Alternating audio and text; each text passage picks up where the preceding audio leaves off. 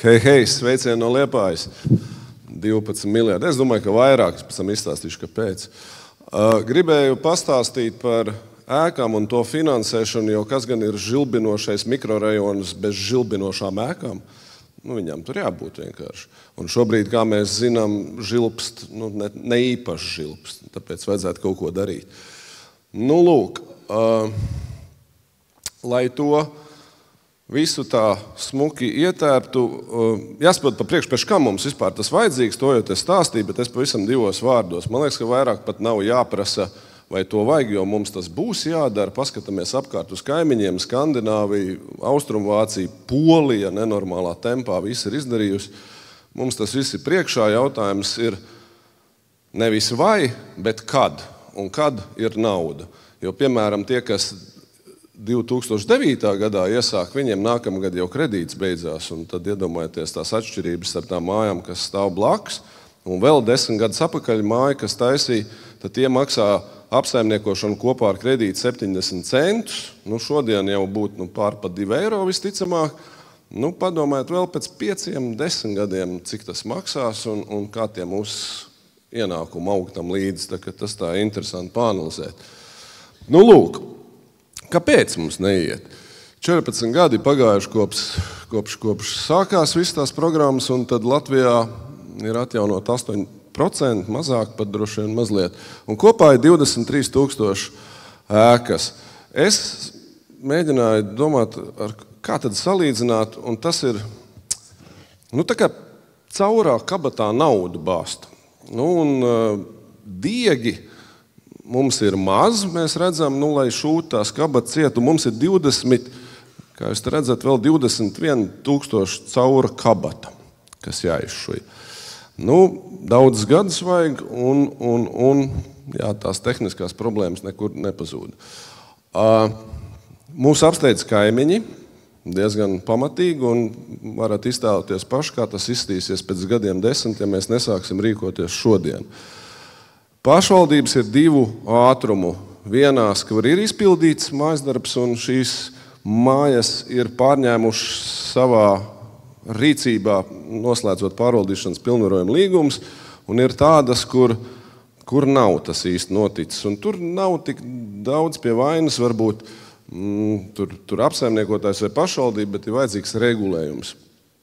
Faktiski tie, kas nav, tad tie dzīvo, tā kā 30 pār gadus apakaļ, būtībā Padomju Savienībā. Nekas jau nav mainījies. Ir nama pārvaldus, kur var vienmēr uzbļaut, piezvanīt, izlamāt, bet no tā nekas nemainās. Tā dzīve no tā nemainīsies. Negribu nevienam neko pārmest. Mēs visi esam trenējušies 14 gadus un arī šodien trenējamies. Tagad mums ir pieejama apmēram 50 miljoni, tur sanāk apmēram 170 mājas 3 gados. Pret 21 000 diezgan bēdīgi izklausās, vai ne?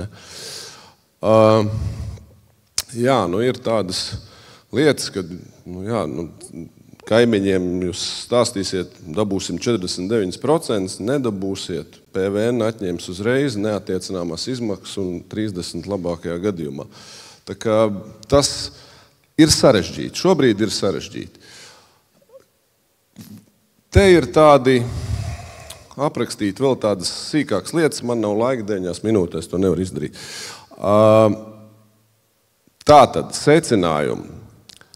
Tas regulējums pārņemšanai nestrādā, ir jādomā par to. Otrs ir esošā programma, viņai vajadzētu būt draudzīgāk. Un trešais, ka mums naudas nav nemaz, jo 50 miljoni priekš visām tām mājām ir vispār tīrie sīkumi. Tātad, ko mēs savā praksē 20 gadu laikā esam uzkrājuši, ir jāveic tā saucamā dziļā renovācija. Var to darīt arī pa daļām, bet ir jādara viss, jo, ja māja pieķerās, tā māja ir jāskārto. Tur nav tā, nevar kaut ko izdarīt, pēc tam gaidīt 15 gadus, tā atkal kaut ko darīt. Var, protams, bet nav pareizi tā. Vajag labu programmu. Vēl varu pateikt, ka nevar pārkreditēt māju, jo iedzīvotāji nespēja nobalsot. Vienkārši nespēja un viss, bet tai mājai jāizdara viss, kas ir jāizdara. Un to nevajag saukt par neattiecināmām izmaksām, jo viss, kas tai mājai vajadzīgs, ir attiecināms.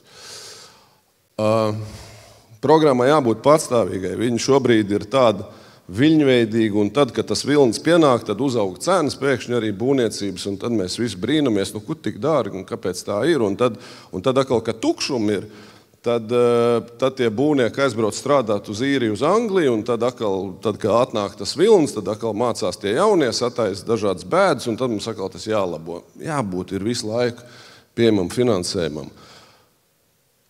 Pārējais tā, ko tam mums darīt?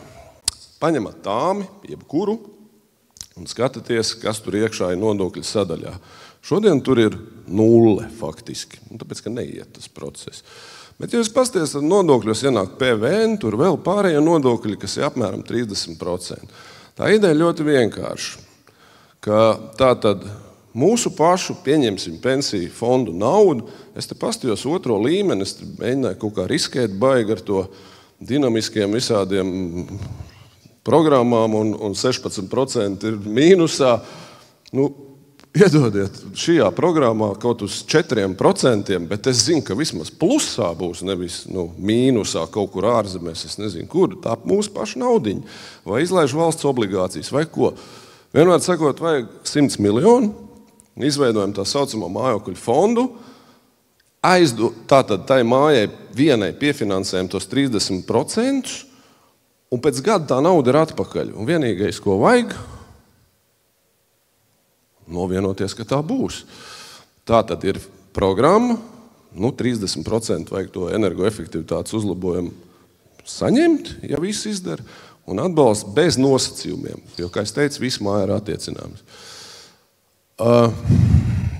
Tā tad. Nav pieļaujama finanšu korekcija dzīvokļu īpašniekiem, jo viņi nevar iespaidot to procesu. Viņi pieņem lēmumu, paceļ roku un tālāk darbojas apsaimniekotājs būvnieks.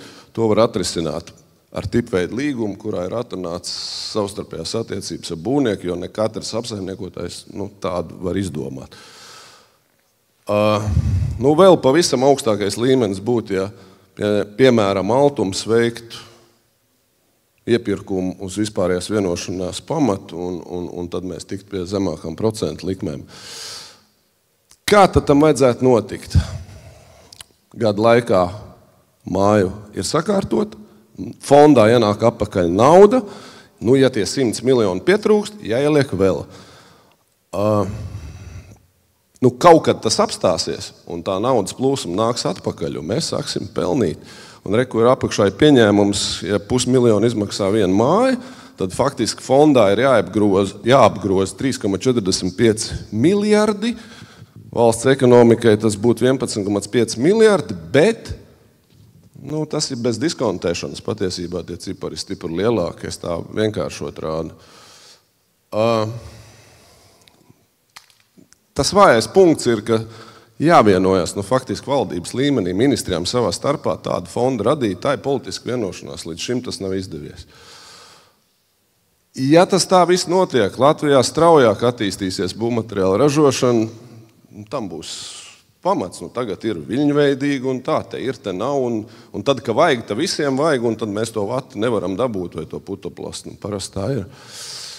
Un arī būvniecības cena līmenis nostabilizēsies un nebūs viļņi, kā tas ir tagad.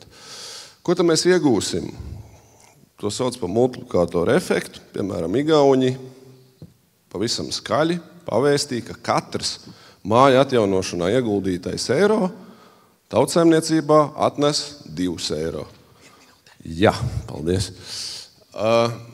Ja mēs pat 1000 ēkas gadā spētu sakārtot, mums vienalga vajag 20 gadus, un tas ir milzīgs periods. Un vēl ir jāuzdod beidzot tas regulējums pašvaldībām, lai tās mājas tiešām pārņemtos savus tiesības un arī pienākumus, kas tām ir kā jebkuram privāti īpašniekam. Programma arī pa daļām. Vēl mums noteikti vajag meklēt līdzekļus pilotprojektiem, lai mēs vislabāk to izdarītu. Nevis vienkārši pielīmēt tur vatu un vēl tur kaut ko izdarīt, bet tā, lai ir labi. Tā kā Igauņiem, piemēram. Un tad mēs nemaksāsim sodus par klimata mērķu nesasniegšanu. Dzīvosim drošās mājās, tirgus vērtība ir stipri lielāka, samazināsim energorisku cenu pieauguma risku. Mēs redzējām, kas nu pat bija, ka tā apkura uzgāja debesīs, tad siltinātās mājās ir šitāds maksājums, nesiltinātās šitāds. Apgriezīsim tos pašus 12 miljardus un nopelnīsim vēl tikpat. Visiem to vajag. Visiem. Kāpēc mēs to nedaram? Nezinu. Es aicinu valdību vienoties beidzot. Un, lai mēs dzīvotu visu žilbinošos mikrorajonos, žilbinošās mājās, un burvi nūjiņas nebūs tā, kas tā čik, un cels vai no jaunas mājas, vai mūs nosiltinās. Nē, ir jāšuj, un to mēs varam iemācīties. Paldies!